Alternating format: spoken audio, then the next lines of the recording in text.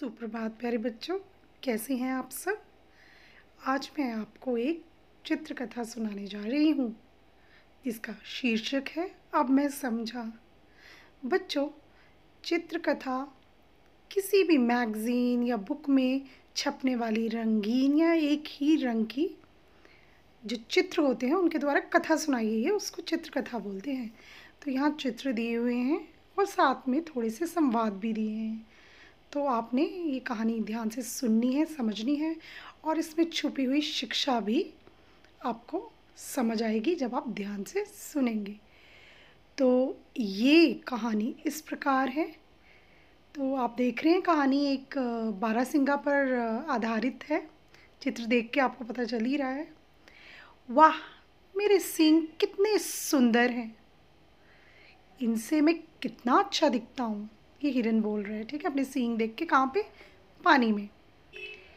फिर वो क्या कह रहे हैं, लेकिन मेरी टांगे कितनी भद्दी और पतली हैं, इन्हें देख के तो खूब खुद पर शर्म आती है। तो देखो, उसको सींग अपने बहुत अच्छे लग रहे हैं, सुंदर लग रहे हैं, जिस पर उसको गर्व हो रहा है, लेकिन उसको अपनी टांगे बड़ी भद्दी है ना और पतली सी लग रही है और उसको देख के उसको लगता है कि बड़ी शर्म की बात है कि मेरी टांगे इतनी पतली हैं। तो आगे देखो, चित्र देख के आपने देखा कुछ ऊपर दिखाई दे रहा है आपको, ऐसे छोटे छोटे बादल से बने हुए हैं। वो क्या हो रहा है, जो शिकारी है ना वो बंदूक से गोलियां चला रहे हैं। तो अब हिरन क्या कह रहा है, अरे ये तो शिकारियों की बंदूक की आवाज़ है। हाय, मेरे सींग तो झाड़ियों में फंस गए, अब क्या करूं।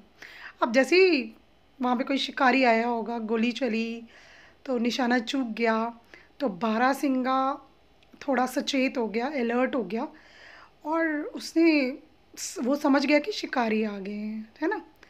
और वो भागने लगा, लेकिन उसके जो सींग है भागते भागते कहाँ फंस गए, झाड़ियों में।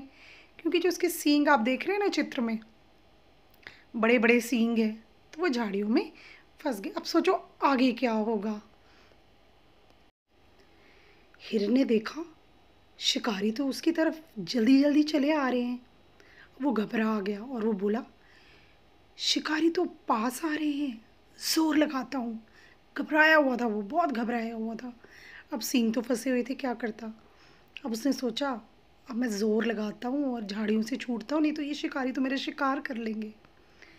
फिर वो उसने ज़ोर लगाया, है ना। आपने देखा ना, अब वो भाग रहा है, इस चित्र में देख रहे हो भाग रहा है, इसका मतलब वो छूट गया, ज़ोर लगाया उसने और उसके जो सींग फंसे हुए थे वो निकला वहाँ से, झाड़ियों में से आ गया। अब वो क्या बोल रहा है, मैं अपने अपने सींगों पर कितना इतरा रहा था, कहता अपनी सींगों पर मुझे कितना गर्व हो रहा था, पर आज इन्हीं की वजह से मेरी जान जा सकती थी। अब उसको समझ आया कि अरे, जिन सींगों पे मैं इतना इतरा रहा था ये तो झाड़ियों में फंस गई, अब तो मैं तो मरने ही वाला था और इन्होंने मुझे फंसा दिया था। और अगले चित्र में देखो वो क्या कह रहा है, इन टांगों पर मुझे शर्म आ रही थी, लेकिन इन्हीं ने मेरी जान बचाई। अब वो सोचता है, जिन टांगों को देख के मैं कोस रहा था, ये पतली हैं, भद्दी हैं, इन्होंने मेरी जान बचाई। अगर मैं तेज़ नहीं भागता तो मैं नहीं बचता, है ना। अब मैंने समझा सुंदरता का मतलब। अब वो पछता रहा था, सोच रहा था जिन टांगों में को मैं भद्दी कह के उनका मजाक उड़ा रहा था, जिन पे मुझे शर्म आ रही थी, अगर वो टांगें ना होती तो मैं ज़िंदा नहीं बचता। तो बच्चों, आपने देखा बाहरी सुंदरता से कुछ नहीं होता, है ना। आपने देखा सींग बाहर से बड़े सुंदर लग रहे थे उसको, पर काम कौन आया, वो टांगे जो जिन पे उनको शर्म आ रही थी।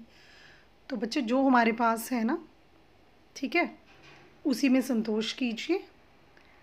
तो आपने देखा कि जिन बाहरी सुंदरता कुछ नहीं होती, मन की सुंदरता ही सब होती है। और जो कर्म, जो काम होता है ना, वही काम आता है। तारीफ़ है ये बाहर की सुंदरता देख के, तुम ये अच्छा लग रहा है, ये सुंदर, लास्ट में देखो काम क्या है उसके।